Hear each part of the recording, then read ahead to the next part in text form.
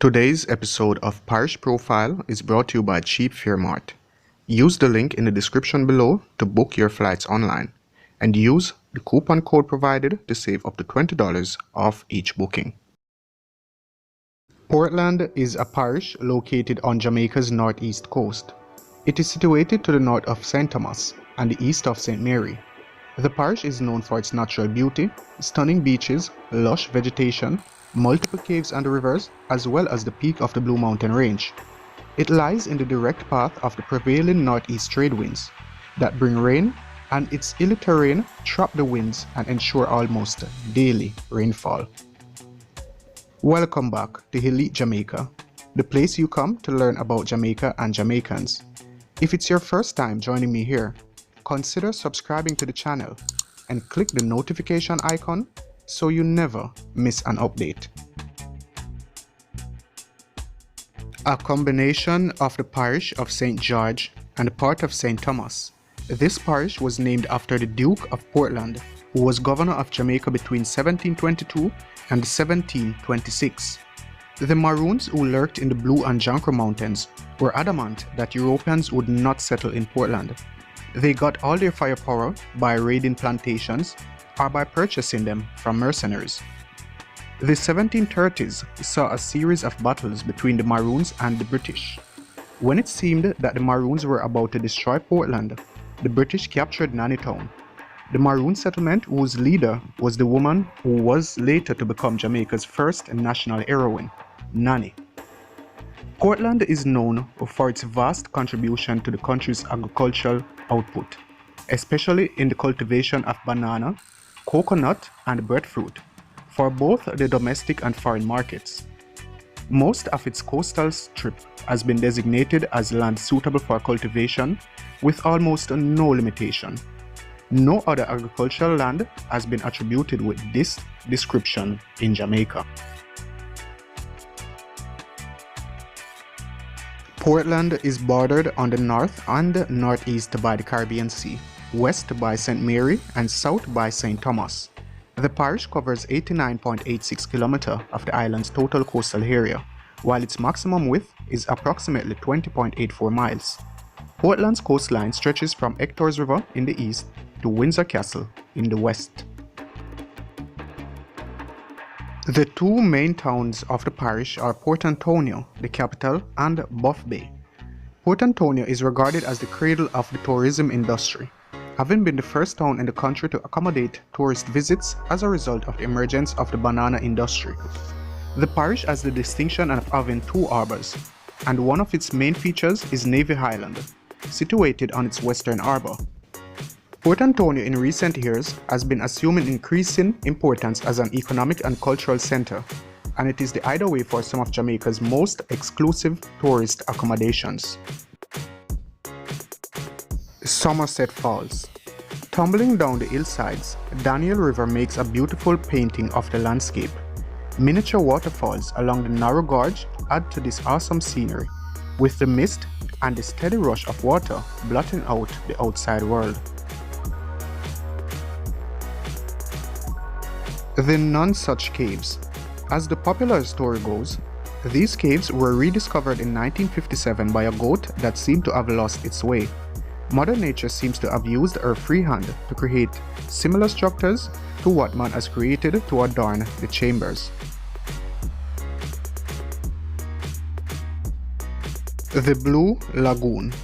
A 55-meter deep, extinct volcano surrounded by lush tropical foliage, fed by underground streams, feed the Blue Lagoon. In its heyday, this area was famous for water skiing.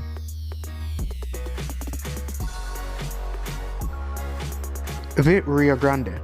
In recent times, rafting on this river has become a great tourist attraction.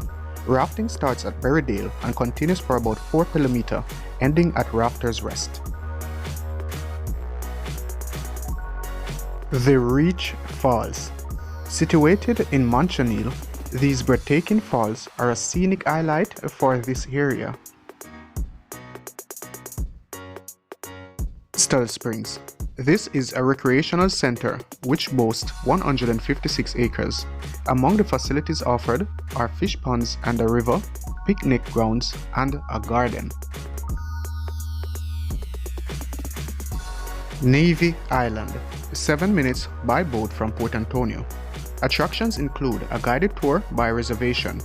There are also cottages and villas, a marina bar, restaurant and white sand beach with water sporting activities. Titchfield School. The main building of Titchfield was at one time a military barracks, built in 1743 to protect planters against invasions and attacks from the Maroons. Fort George, which overlooks the harbor, was built in 1729. Titchfield was founded in 1786 as a free school for the education of the youth of the parish. Fair Prospect High School. This is the location of the Fair Prospect Windmill Tower. The tower was used to lift water from the underground source, which is now a dry cave. The tower was converted to a residence. However, the integrity of the exterior of the windmill is still maintained.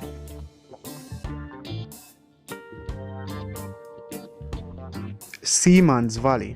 This property has on it the ruins of Seamans Valley Great House and the first European cemetery in this area of Portland. Here, George Fuller, famous English superintendent of the Moortown Maroons, was buried. The Seamans Valley Road leads to Moortown, and the oldest settlement of the entire valley, and also to the headquarters of the Eastern Maroons. Cenotaph, Port Antonio. The Cenotaph, Port Antonio, is situated opposite the market. It was erected in 1929 by voluntary subscription and is dedicated to those who died in the First World War. Old Nanny Town. Situated on Nanny Town Hill, high above sea level, this was the most famous settlement of the Maroons. It had over 140 houses, most of which were burnt by the militia and rebuilt by the Maroons during the 4 years of fighting which preceded the treaty. It has been named after Nanny, the great Maroon leader who brought the Maroons many of their victories during the First Maroon War. Built around 1723, it was not discovered by the English until 1728, when Sambo, an African, led them to it. Today, there is still little to see, but the ruins of the barracks built by the occupying troops between 1734 and 1740. A plaque commemorates the occupancy of Nanny Town by Colonel Brooks and the British troops under him.